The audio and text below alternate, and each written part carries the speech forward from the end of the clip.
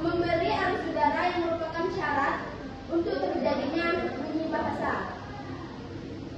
Kemudian yang kedua yaitu ada komponen daring atau terpolok. Terdapat pita suara di dalamnya, kemudian dia membentuk huruf V, berfungsi sebagai klep untuk membuka dan menutup arus udara. Fungsi klep ini yaitu mengatur arus udara antara paru-paru, mulut, dan hidung. Kemudian dari ini fungsi sebagai klep atau udara.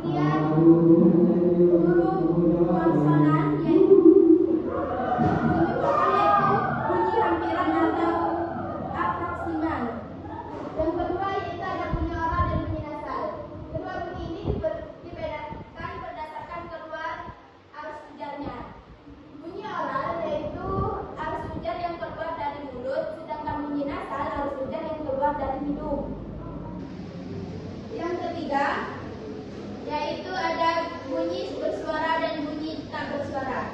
Bunyi ini dibedakan berdasarkan getaran pada pita suara sewaktu bunyi itu diproduksi, seperti bunyi B, bunyi D, dan bunyi G. Kemudian bunyi tak bersuara itu seperti bunyi S, bunyi K, bunyi P, dan bunyi P. Yang keempat itu ada bunyi keras dan bunyi enam. Cara kita membedakannya yaitu dengan ada tidaknya ketegangan kekuatan arus udara. Jika bunyi ini diakumulasi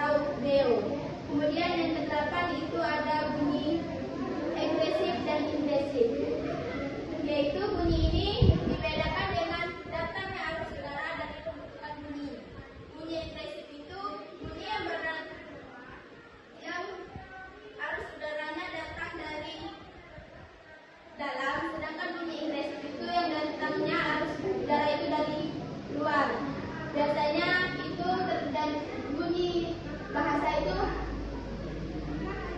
disebut bunyi Inggris. Jarang yang ada bunyi Inggris berasal udara dan luar.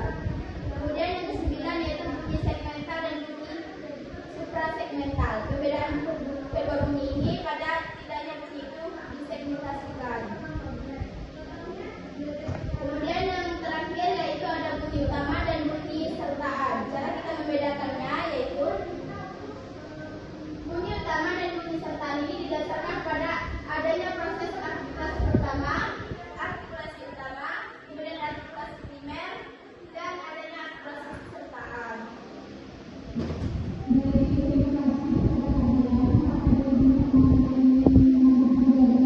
Baiklah, materi selanjutnya akan dipresentasikan oleh presentator ketiga yaitu Ustaz.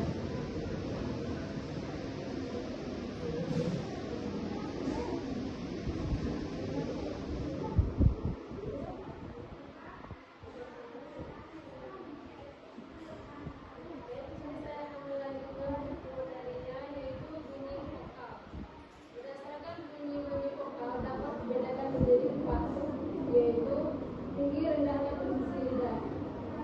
Vokal tinggi atas seperti I dan U, dan vokal tinggi bawah seperti U. Vokal sedang atas seperti E dan O. Vokal sedang bawah seperti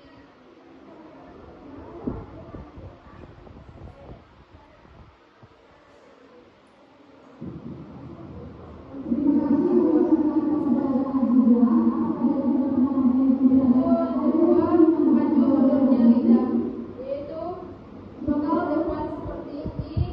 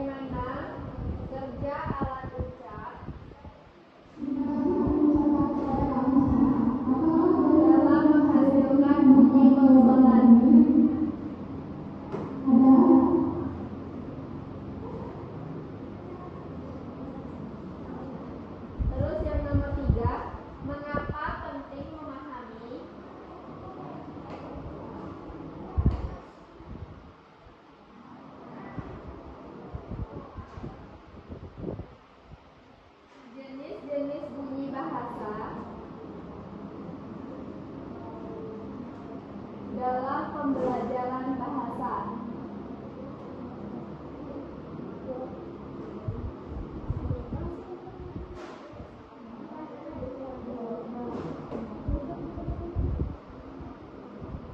Baik, kepada saudari Yoga, saya akan bertanya kepada kelompok satu. Pertama, mengapa bunyi vokal menjadi puncak keseharian dalam setiap kata?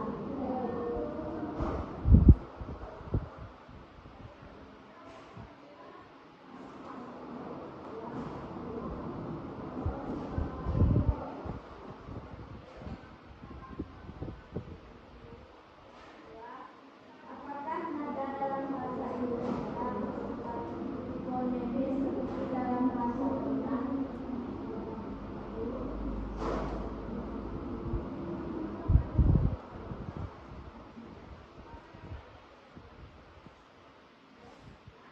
Yang ketiga, apa fungsi dari velum dan ursula dalam produksi bahasa?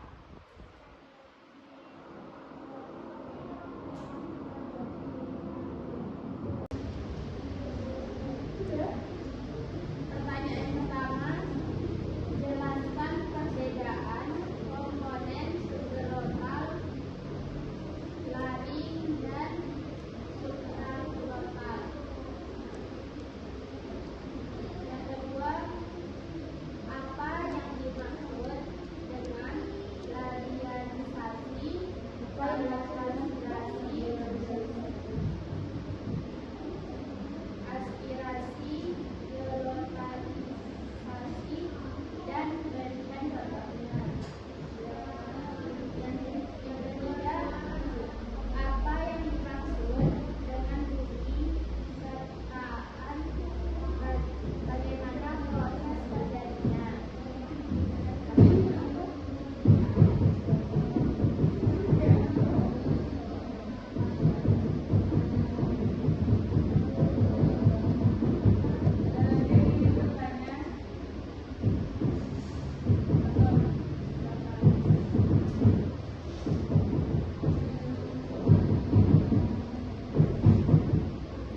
Baiklah, di sini saya ingin bertanya kepada kelompok satu.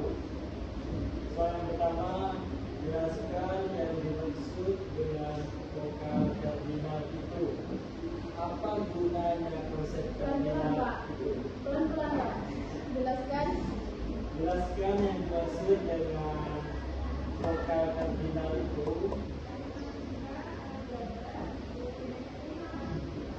Apa gunanya konsep kardinal itu?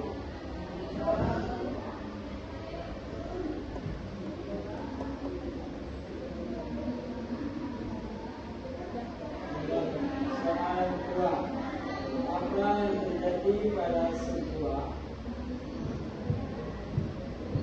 apa yang terjadi pada sebuah konsonan dengan bergetar tidaknya pita suara? Jelaskan.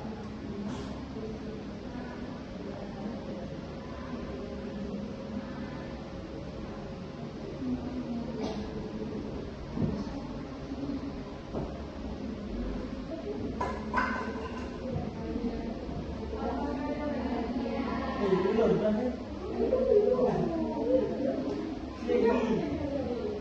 Soal yang terakhir, apa perbedaan antara bunyi segmental dan bunyi supramental?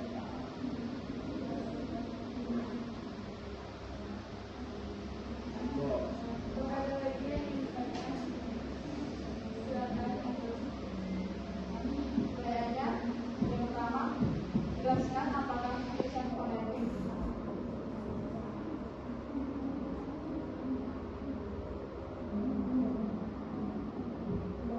Lebih akurat daripada tulisan ortografis.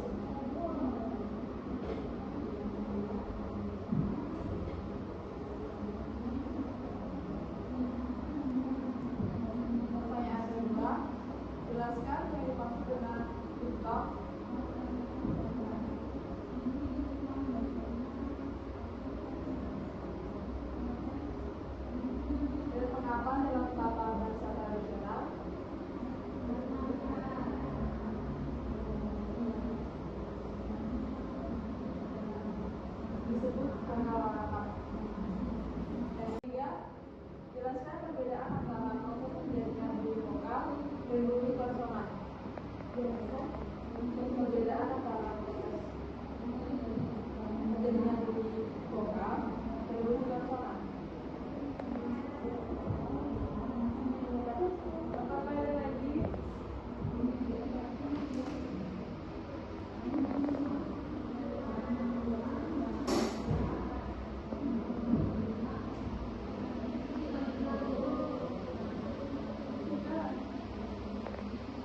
Apa manfaat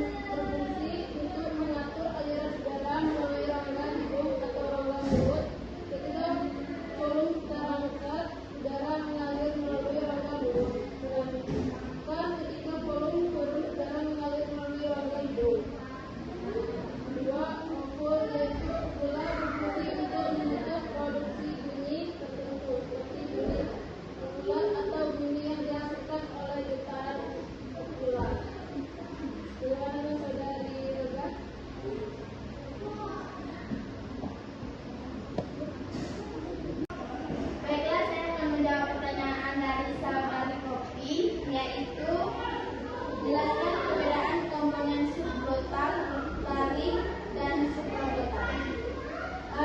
Komponen subglotal itu yaitu komponen yang terdapat di bagian bawah saluran suara seperti paru-paru, saluran bronkial, dan saluran pernapasan yang berfungsi sebagai sumber udara untuk produksi suara. Sedangkan laring yaitu bagian saluran suara yang terdiri dari pita suara dan glotis yang berfungsi sebagai sumber getaran untuk produksi bunyi suara tersebut. Dan yang terakhir yaitu supraglotal, yaitu bagian atas saluran suara seperti rongga mulut dan rongga hidung yang berfungsi sebagai pengubah bentuk suara. Kemudian pertanyaan yang kedua, apa yang dimaksud dengan labialisasi, palatalisasi, glotalisasi, dan jelaskan contohnya. Baiklah. Yang pertama yaitu labialisasi, yaitu bunyi sertaan yang dihasilkan dengan cara kedua bibir dibulatkan atau disempitkan segera atau ketika bunyi utama itu diucapkan sehingga terdengar bunyi sertaan seperti bunyi W. Kemudian yang kedua palatalisasi, yaitu bunyi sertaan yang dihasilkan dengan cara tengah lidah dinaikkan mendekati langit-langit keras atau palatum sehingga terdengar bunyi Y. Dan yang terakhir bunyi glotalisasi, yaitu bunyi sertaan yang dihasilkan dengan cara glotis atau celah itu ditutup sesudah bunyi utama diucapkan setelah terdengar bunyi sertaan seperti bunyi A pada kata akan. Baik, lanjut pertanyaan yang ketiga, yaitu apa yang dimaksud dengan bunyi sertaan, kemudian bagaimana cara terjadinya. Bunyi sertaan yaitu bunyi yang terdiri dari dua atau lebih artikulator, yaitu ada artikulasi pertama, artikulasi utama, dan artikulasi primer. Proses terjadinya yaitu dengan cara melibatkan koordinasi antara artikulator yang berbeda untuk menghasilkan bunyi-bunyi yang unik. Bunyi sertaan dapat mempengaruhi makna kata dan membedakan kata-kata yang serupa. Bagaimana saudara Robi?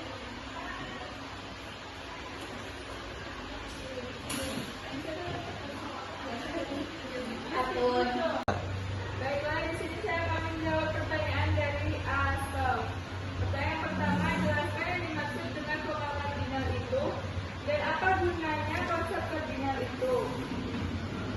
Berkenaan dengan penentuan bunyi vokal berdasarkan posisi lidah dan konsep yang disebut vokal kardinal, yang berguna untuk membandingkan vokal-vokal suatu bahasa dan bahasa-bahasa lain. Konsep vokal kardinal ini menjelaskan adanya posisi lidah tertinggi, terendah, dan terdepan dalam memproduksi bunyi vokal.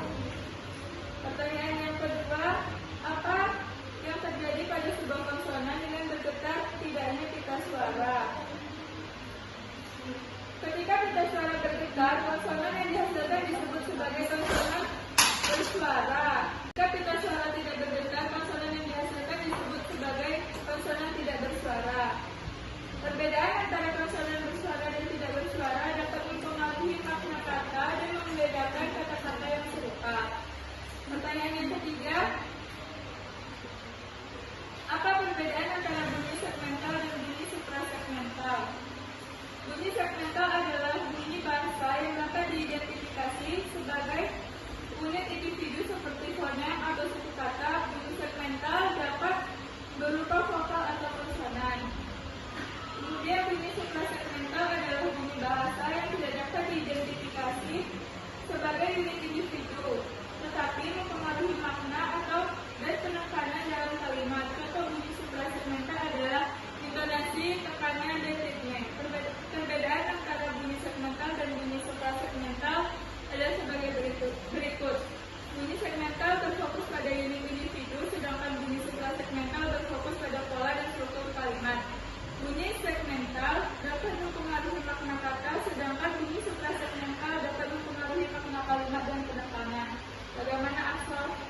pas. Baik, kami akan menjawab pertanyaan dari saudari Komsi, yaitu jelaskan apakah tulisan fonemik lebih akurat daripada tulisan ortografis.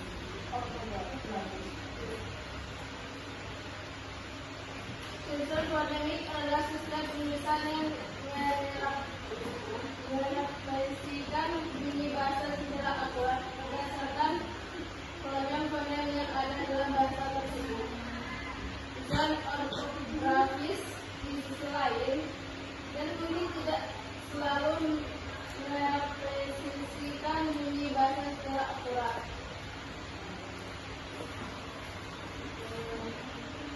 Pertanyaan yang kedua, yaitu jelaskan yang dimaksud dengan diphthong dan mengapa dalam tata bahasa tradisional disebut vokal rangkap. Diphthong adalah kombinasi dua bunyi vokal yang diucapkan dalam satu kata. Dalam tata bahasa tradisional, diphthong disebut sebagai vokal rangkap karena diphthong terdiri dari dua bunyi vokal yang bergabung menjadi satu. Perbedaan yang ketiga, jelaskan perbedaan antara proses terjadinya bunyi vokal dan bunyi konsonan. Bunyi vokal dihasilkan oleh aliran udara yang bebas melalui alur udara tanpa hambatan. Sedangkan proses dari bunyi vokal melibatkan gerakan lidah, bibir, dan rongga mulut untuk menghasilkan bunyi yang diinginkan. Dengan demikian, perbedaan antara proses bunyi vokal dan bunyi konsonan terletak pada cara produksi bunyi dan struktur saluran udara yang berbeda. Gimana saudari Komsi?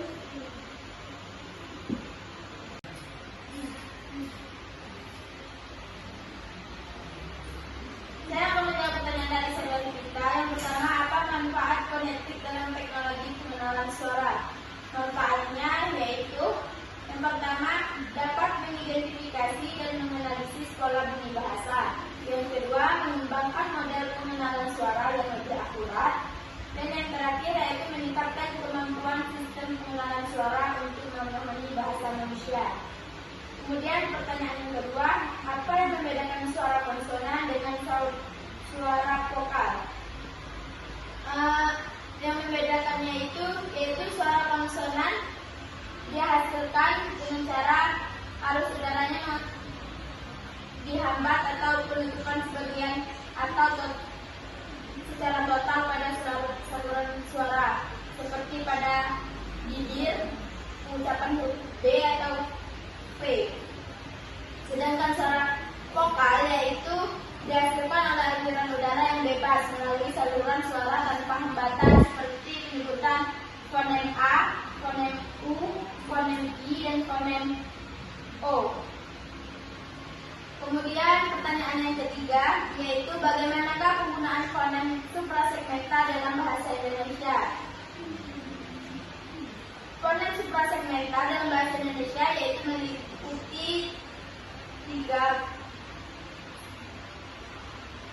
cara. Yang pertama, intonasi, yaitu pola naik turun dalam nada kalimat yang dapat mempengaruhi makna. Yang kedua, yaitu tekanan.